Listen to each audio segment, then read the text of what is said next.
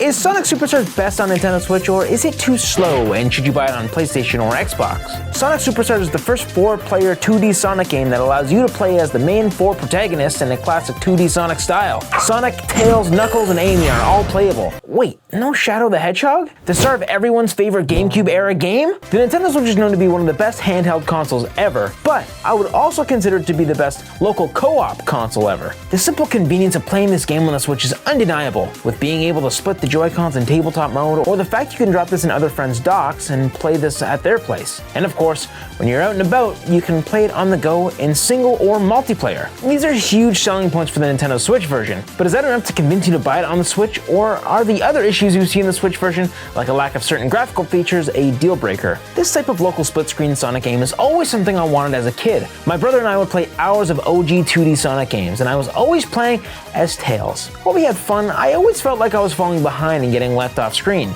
because I was. That's just how multiplayer worked in those titles. So finally, we get a game where we can play together and have both Sonic and Tails at an even playing field. My dream has come true. The gameplay is your classic 2D Sonic. Without a doubt, Sonic fans will love this. And on top of that, the game adds a handful of new gameplay mechanics that other 2D Sonic games haven't seen yet, like the ability to use power-ups. Throughout the game, you'll unlock these power-ups while collecting the Chaos Emeralds. These power-ups let you do things like grow vines to help you reach new areas, swim faster, create clones of your character to attack enemies and clear paths, and more. Alongside the power-ups you can collect from your Chaos Emeralds, each character has their own unique abilities too, like Sonic's homing attack, Tails' tornado spin, Knuckles' punch, and Amy's hammer throw for senseless beatings. And of course, let's not forget about the Super Dragon Ball Z fans, because we got the Super variants back. Let's go. The biggest gameplay difference we see in these games compared to previous Sonic games is the addition of local co-op multiplayer. While this sounds fantastic, and it is most of the time, there are a few things I didn't find very great. The biggest issue I found with multiplayer in this game was the pure speed. It's a Sonic game. You're supposed to go fast and players are speedy beyond speedy, but some players might not all be equally speedy at the same time, which can lead to some players getting left behind or the camera getting a tad confused and focusing on one player over the other. This is something we see with most 4-player local co-op games, which shared a single screen. The camera is always tough to balance. I got you, don't worry about it. I don't really know what they could have done to change this at all, but just keep it in mind if you're playing with a group of people and some people want to speed through and some of you want to just stay and chill and explore. Another gripe I have about multiplayer gameplay, like with most games of this style, things tend to get a little cluttered on the screen, and it can be hard to keep track of what's going on during certain levels. But that's mainly an issue when there's 3 players and up. Throughout the game, you'll also be able to collect these medals. I said medals, not medals.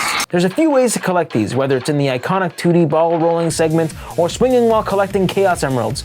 These 2 modes can feel kind of odd in multiplayer simply because the ball rolling minigame doesn't feel designed around it, and it can be kind of wacky. But going back to the medals, these are used to unlock in-game cosmetics for online battle mode. Speaking of battle mode, it's not bad, but it's not my favorite. And because I don't see myself playing this mode all too much, this makes me not really care about these gold medals. It'd be nice to see them have use in the story mode. The overall gameplay style feels like it should be. I had a really great time playing through a majority of the game in single player, and I think it can be enjoyed both single and multiplayer just as much. Personally, I liked having one other person play with me. I found that to be the most enjoyable. But enough beating around the bush, let's talk about the main reason you wanted the Switch version.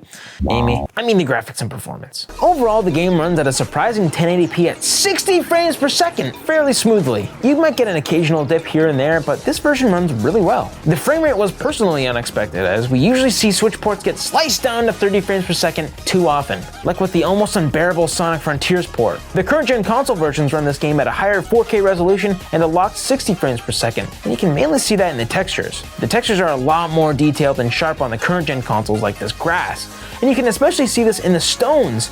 The Switch looks a lot more flat and less detailed in comparison. There's also a massive downgrade in the in-game lighting. The current gen consoles make all the character models and bright assets bloom and glow, which I think looks really great, and it really shows off the brightness. This isn't there on the Switch at all. And same with most shading, with shadows being mostly absent on the Switch version. The occlusion under foliage and even character shadows being completely missing. You especially notice the shading difference when looking at characters. Everything on the Switch just looks more flat and less contrasty. There's also a complete lack of the depth of field effect in the background. This makes it feel like the background isn't that far away, and it's a lot less immersive. It just makes everything feel even more flat. You personally might like the sharper look of the background, but I really like the depth of field effect. Handheld mode runs very similarly to dock, only with a lower resolution. This game is perfect for handheld play. In fact, if I didn't have to record gameplay footage for this video, I definitely would have played Handheld the entire time. It's just one of those games. And the amazing character controls work with ease even on the not so comfortable Joy-Cons. Oh, and did I mention this game has jiggle physics? There are some amazing animations that make this game feel fluid and cute, like the hair and ears with the jiggle physics enabled. But there's definitely some things that feel a little stale in this game, like some lackluster expressions. You got this massive thing attacking you and you're running for your dear life, and Sonic's just like...